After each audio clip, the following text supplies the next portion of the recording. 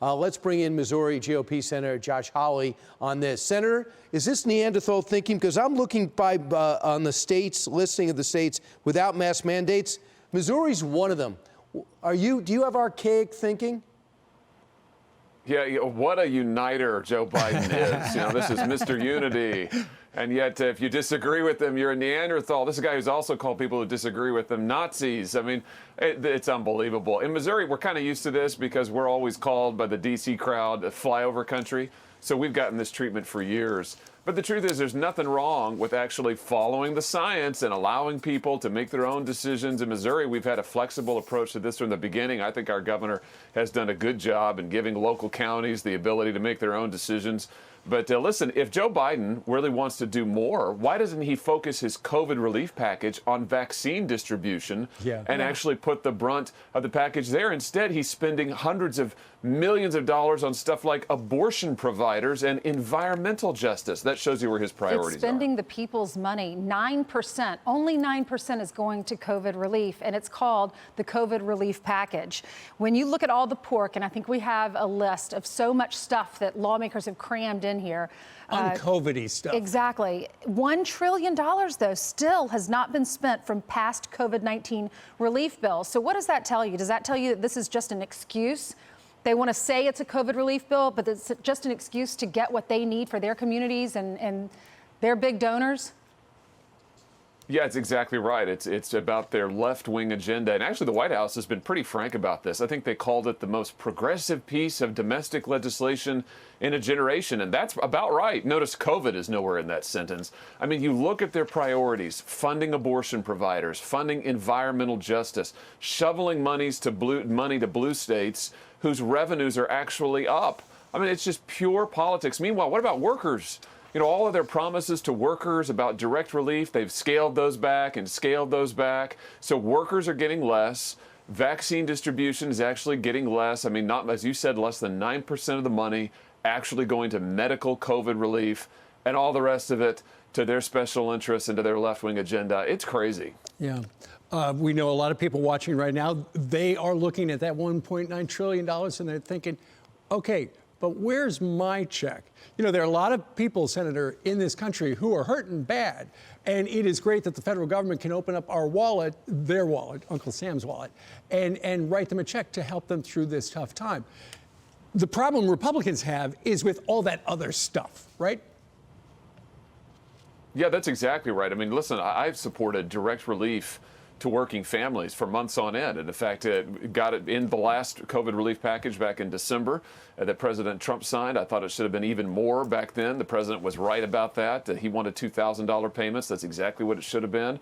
And so I am all for that. The problem is that the rest of this bill, while they've been scaling back, the Democrats have relief to working families, they've been loading up their other special interest priorities. I mean, $50 million for abortion providers. Why is that in a COVID bill? What does that have to do with COVID? Environmentalist left-wing causes getting millions and millions in this bill.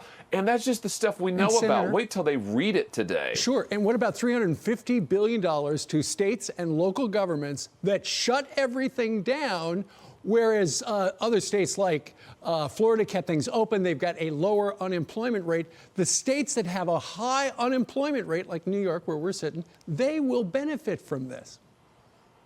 Absolutely, they will. And the thing about it is that many of those blue states that are going to get billions under this bill, their tax revenues are actually up in 2020. I mean, they ended up doing better than they thought than they were going to. And as you say, they've already gotten billions in previous packages. So it is a left-wing giveaway. It is a left-wing social agenda that they're trying to use here. And they're going to do it all without Republican support. I mean, they're not even attempting to get Republican votes in the Senate. So the good news is they threw out Nancy Pelosi, basically symbolic, threw out Nancy Pelosi's transit system and threw out Chuck Schumer's bridge to Canada. But you have more targeted relief that so-called moderate Democrats are asking for. So that'll be in the bill. I thought it's kind of interesting. Senator Ron Johnson is making somebody read the whole bill out loud. So that's going to delay any passage. It's 600 pages. But let's move on and talk about some of the president's nominees that are getting some turbulence, one of which is a very controversial pick, Xavier Becerra, the Attorney General of California. One of the controversial quotes that I want to share with you that you know about, April 3rd. They are not criminals. They haven't committed a crime against someone, and they are not acting violently or in a way that's harmful to people. And I would argue they are not harming people indirectly either. If you call them criminals, it's a lot easier to get people to turn against them than if you call them undocumented immigrants. That's how he's going to approach the border. That's how he's going to approach his job if he gets the job at HHS. Yeah, you know, this is, listen, I mean, illegal border entry in this country is a crime. And what's interesting is when I asked Merrick Garland, the Attorney General nominee, if he supported keeping illegal entry a crime, he wouldn't answer me. Yeah, so you see a pattern here from the Biden administration, which is that they're going to turn a blind eye to what's going on at the border. We already have another crisis building at the border. They know it, by the way, and yet they're doing nothing. So they're going to illegal immigration, doors are going to be open. And Becerra, I mean, this is a guy who has tried to criminalize pro-life advocacy in his own state. I mean, what's his priority been? It's been going after folks who are pro-life. It has been pushing a hard left agenda. He could get rejected. This is a guy who's for what are his partial birth chances? abortion. He could. Because the Senate I think panel he's is in trouble. deadlocked.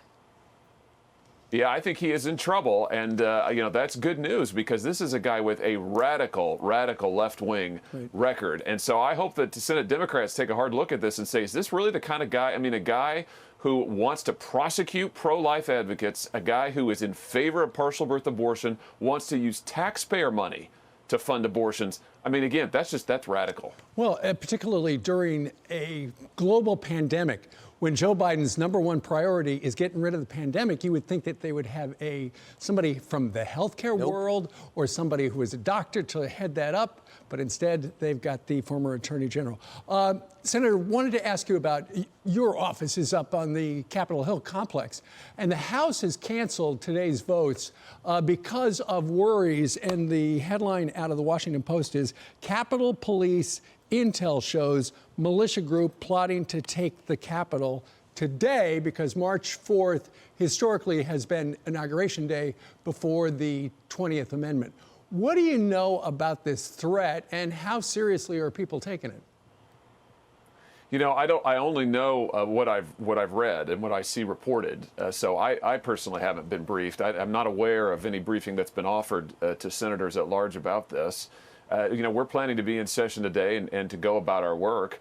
And I'll just say that, you know, we've got to, if there are serious threats, then obviously we hope that those will be reported to members and we'll be able to make a decision. But in the meantime, we've got to keep doing the work that we were sent here to do and do it as safely and reasonably as we can. Do you think that the National Guards, do you still want them there? Michael Waltz was on with us earlier, Congressman Waltz, and he said it's time for them to go home. Oh, I mean, I think the fact that we've got thousands of National Guardsmen and women, and, you know, I certainly appreciate their service, but the idea that they're just going to be there indefinitely, and that appears to be the plan. You know, we've had these hearings up on the Hill recently about January 6th, and folks have been asking over and over, how long will the Guard be on Capitol Hill? Nobody can get an answer. I mean, it appears to be indefinite. I think the idea of keeping them there indefinitely and keeping a barbed wire fence around the Capitol indefinitely is crazy. I mean, this is the people's house. It should be open to the people. And just to say that, you know, hey, maybe forever we'll have the massive Guard presence and have it fenced off from the public, I think is the wrong choice. Senator, what is life like for you now with backlash from Democrats in particular about your would-be speech on January 6th and the unrest that we all know about? Have things settled down for you? You know, it has been, truly, it has been amazing to see the outpouring of support since their efforts to cancel me, to cancel other conservatives, to cancel anybody who won't go along with their radical left agenda. Of course, they lied every which way about my objection on January 6th. They lied about my positions, and it hasn't worked. I mean, that's the great thing. You look at my support in my home state of Missouri. You look at the support we've gotten from around the nation. It's utterly failed and backfired, actually. And I think people want folks who are going to stand up and tell the truth and who, no matter what the criticism is, are going to keep on doing their job. And that's exactly what I'm going to do. All right. Well, we certainly want everybody safe today as they do their job up on the Capitol Hill complex. Sir, thank you very much for joining us today. Thank you. Thank you.